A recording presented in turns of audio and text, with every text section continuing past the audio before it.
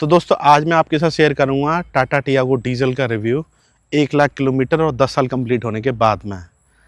तो इसमें कुछ पॉइंट्स हैं, वन बाय वन मैं सारे पॉइंट्स आपके साथ डिस्कस करूंगा। तो पहला पॉइंट है परफॉर्मेंस।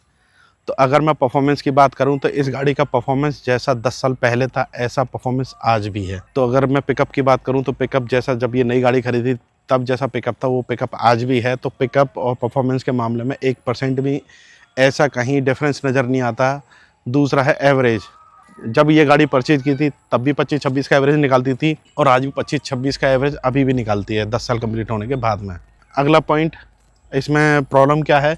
तो सबसे बड़ा फॉल्ट इस गाड़ी में ये है कि इसका एसी बहुत जल्दी ख़राब होता है।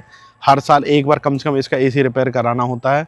टाटा के सर्विस सेंटर में भी इसका एसी मैं बहुत बार रिपेयर करा चुका हूँ और हर साल उसमें कुछ ना कुछ दिक्कत आती है। कभी कोई पार्ट ख़राब होता है, कभी कोई पार्ट ख़राब होता है।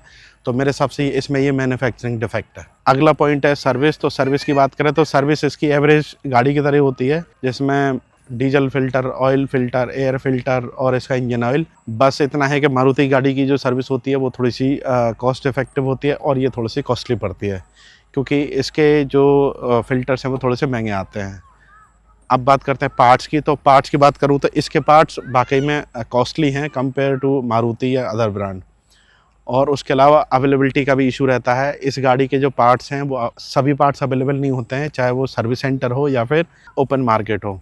तो जब कोई पार्ट ख़राब होता है और उसकी अवेलेबिलिटी नहीं होती तो एडवांस पेमेंट करके बुक कराना पड़ता है, तब इसका पार्ट्स मिलते हैं। ओवरऑल रिव्यू ये है कि ये 1,15,000 किलोमीटर कंप्लीट कर चुकी है और 10 साल इसको कंप्लीट होने जा रहे हैं।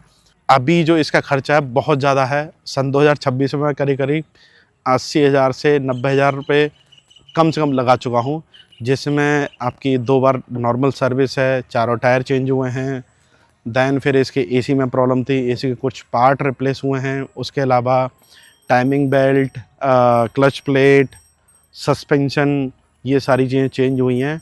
और छोटे-मोटे खर्चे जो कभी मैंने गिने नहीं हैं, 80 से 90,000 तो ऑलमोस्ट खर्च हो चुके हैं और हो सकता है ऊपर हो। मेरे हिसाब से मिडिल क्लास के लिए थोड़ा-सा मतलब दिक्कत है कि अगर टाटा की गाड़ी अगर आप ख़रीदते हैं तो स्टार्टिंग के कुछ साल तो गाड़ी अच्छी चलेगी, लेकिन फिर उसके बाद में इसका मेंटेनेंस बहुत ज़्यादा है। और 1 लाख किलोमीटर गाड़ी चलाने के बाद में करीब आपको 80 से 1 लाख रुपए खर्च करने पड़ेंगे, फिर उसके बाद में ही आप कंटिन्यू कर पाओगे। तो ये है मेरा रिव्यू। तो मेरा रिव्यू मिक्स है। एवरेज और परफॉर्मेंस 10 ऑन 10 है, लेकिन सर्विस, कॉस्ट और पार्ट्स अवेलेबिलिटी, इन सब का एक्सपीरियंस थोड़ा सा अच्छा नहीं है। उसमें थोड़ा सा कॉस्टली है, पार्ट्स अवेलेबिलिटी का इशू है।